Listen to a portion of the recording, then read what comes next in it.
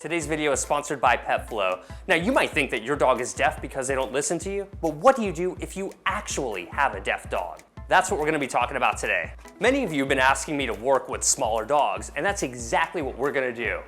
At another time, meet Theo. Theo is probably the largest dog I have ever met in my entire life. Click thumbs up for Theo because he's had to overcome so much. Subscribe to my channel for a more thorough understanding of how to teach your dog, and pick up a copy of my book, Dog Training Revolution. I'll have a link in the description.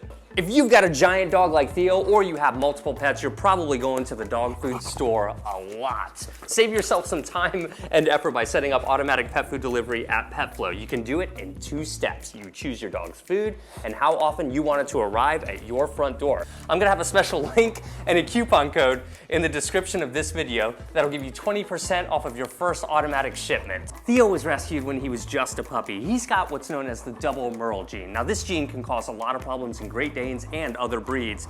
He also had to have his eye removed as a result of this gene.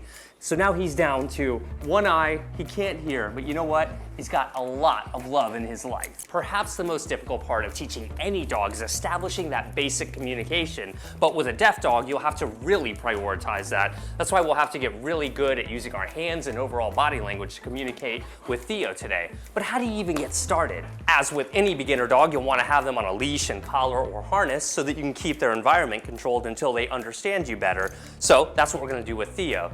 Of the utmost importance is first teaching a dog the word yes. We must be in a position to let our dogs know what we like the moment we like it.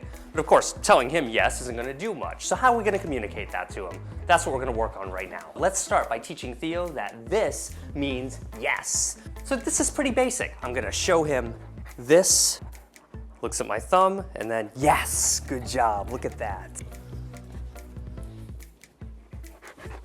Great, right there, and you can see he looked up right there. I gave him the thumbs up, and he seems to really be making the connection. So I feel very confident that Theo understands that that means he's on the right track. But so what? How are we gonna use that to our advantage? Well, if you have any dog, particularly a dog that can't hear, you'll want to reliably get their attention on you or be able to get them to come to you when you call them. It looks like I've really got Theo's attention. He's responding well to thumbs up. He understands that a treat is coming. Now I'm gonna kind of let him lose interest for a minute. Just let him think we're done. I have a hunch that if I tap him, he might look up at me.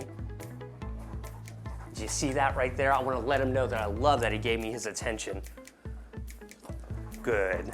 Nice work, you. So now I want to teach him that this means come to me. Since Theo likes the treats that I'm using, it's reasonable to assume that he'll take a step towards me if I walk a step or 2 away.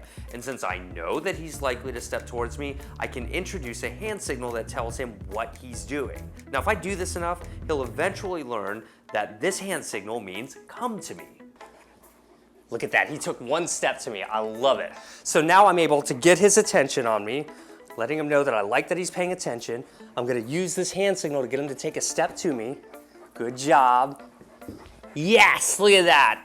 And he did a really good job responding to the hand signal. So the idea here is over time, you'll be able to use that hand signal and not have to treat every time. But if you consistently reward while using the hand signal of come when called, your dog is more likely to do what you want. Teaching a dog with any type of disability can take a little bit of extra time. Be extra patient, put in that consistency, and you will get there. I think he's doing a great job. Click thumbs up if you think so too. Subscribe to my channel so you see all of my future dog training videos, and pick up a copy of my book. Hey, don't forget to set up automatic pet food delivery at PetFlow. All those links will be in the description.